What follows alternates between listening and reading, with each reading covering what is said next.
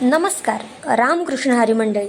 तर ही गोष्ट आहे एका श्रीमंत मुलाची आणि गावंढळ मुलीची. आई, आय वॉन्ट डिवोर्स. मी अशा अडाणी आणि गावंढळ मुलीसोबत एक क्षणभरही राहणार नाही. मेन्शनच्या हॉलमध्ये उभा अथर्व रागातच आईला म्हणाला, अरे 2 दिवस तर झालेत तुमच्या लग्नाला. अजून नीट ओळखतही नाही तुम्ही एकमेकांना.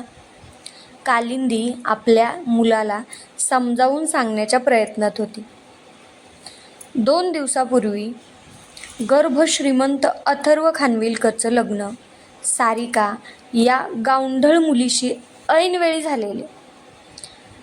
म्हणजे ऐनवेळी म्हणतात ना, की कशीही मुलगी चालते किंवा कसंही आयत्या वेळेस चालतं.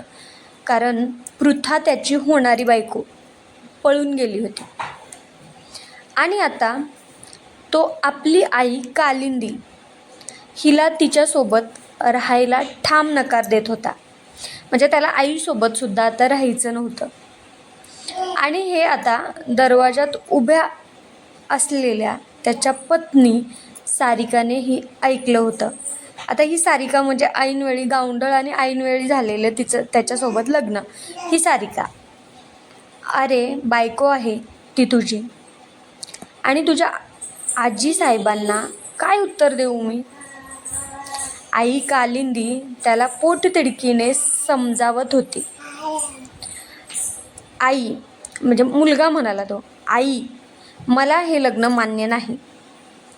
हे जबरदस्तीचे लग्न आहे आणि आजीशी बोलायचं ते मी पाहून घेईन.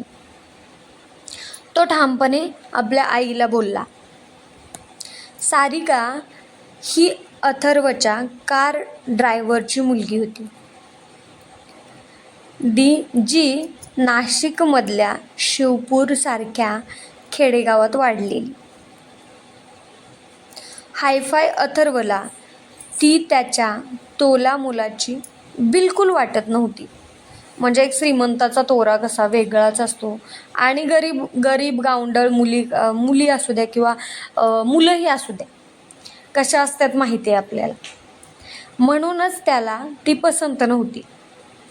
अथर्व, अरे खानविलकर घराण्याची ही पद्धत नाही.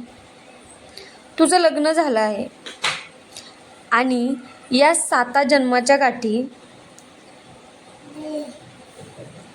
आणि या जन्मासाठीच नाही तर पुढील 7 जन्मासाठी सारिका तुझी बायको राहील.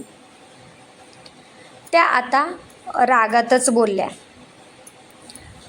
आईचं हे बोलणं ऐकून अथर्वची आई रागात अथर्वला बोलली की ह्या 7 जन्माच्या गाठी असतात आणि 7 जन्मासाठी आता तुझी सारिकाच बायको झाली म्हणून. आईचं हे बोलणं पाहून अथर्व रागाने आईकडे पाहत बोलला, पण मी हे लग्न मानत नाही आणि तिला जर तुम्ही फोर्सफुली ब्लॅकमेल करून माझ्या आयुष्यात घुसवण्याचा प्रयत्न कराल तर मी तुम्हाला परत कधीच दिसणार नाही. अथर्वने आपल्या आईला सुद्धा असंच सरळ डायरेक्ट सांगून टाकलं. अथर्व असं बोलून सरळ ताडताड पावलं टाकत निघून गेला.